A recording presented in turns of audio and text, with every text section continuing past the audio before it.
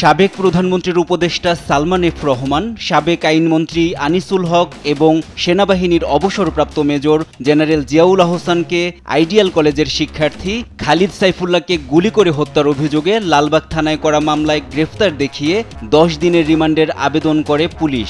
শুনানি শেষে তাদের 5 দিন করে রিমান্ড মঞ্জুর করেন বিচারক। আর নিউ মার্কেট এলাকায় ঢাকা কলেজ ছাত্র সবুজ আলী হত্যা মামলাতেও তাদেরকে 5 দিন করে রিমান্ড মঞ্জুর করেন। শনিবার রাতে ঢাকার মেট্রোপলিটন ম্যাজিস্ট্রেট মোহাম্মদ জসিম তাদের রিমান্ড মঞ্জুর করেন। নিউ মার্কেট এলাকায় দোকান কর্মচারী শাহজাহান আলী হত্যা মামলায় 8 দিনের রিমান্ড শেষে আসামিদের আদালতে তোলা হয়। এদিকে বৈষম্য বিরোধী আন্দোলনে গুলিতে সুমন শিকদারকে হত্যার অভিযোগে রাজধানীর বাড্ডা থানার মামলায় সাবেক মন্ত্রী ডাক্তার দীপু মনির 4 দিনের রিমান্ড মঞ্জুর করেন আদালত। আর সোহাগ মিয়া নামে এক কিশোরকে হত্যার অভিযোগে রাজধানীর ভাটারা থানার মামলায় জাতীয় সংসদের সাবেক চিফ হুইপ আসম ফিরোজের 7 দিনের রিমান্ড মঞ্জুর করেন আদালত।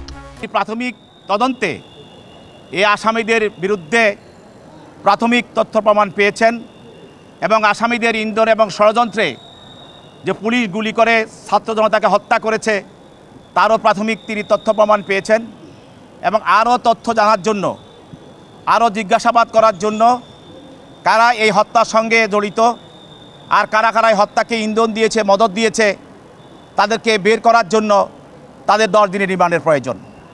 বিজ্ঞ আদালত তদন্তকারী কর্মকর্তার বক্তব্য শোনেন।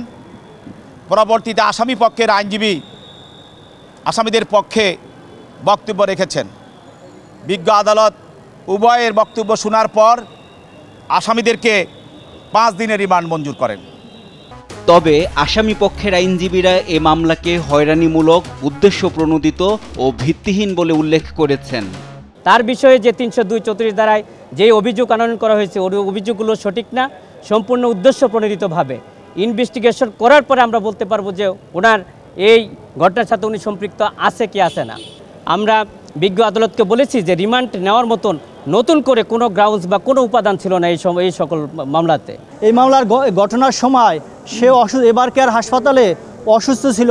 তার গল ব্লাডারে একটা অপারেশন হয়েছে জুলাই মাসে 7 জুলাই 2024 তারিখ এবং বর্তমানে সে অ্যাপেন্ডিক্স রোগে আক্রান্ত। এই মামলায় বলা হয়েছে 1 থেকে 91 নম্বর আসামির নির্দেশে ছাত্রদের উপর নিধনের যে হামলা চালানো হয়েছে সেখানে আদৌ অজ্ঞাতনামা আসামিদের কথা কিছু লেখা নাই। সে সাবেক 1979 সাল থেকে অদ্যপর্যন্ত 8বার মতো সে সংসদ সদস্য ছিল।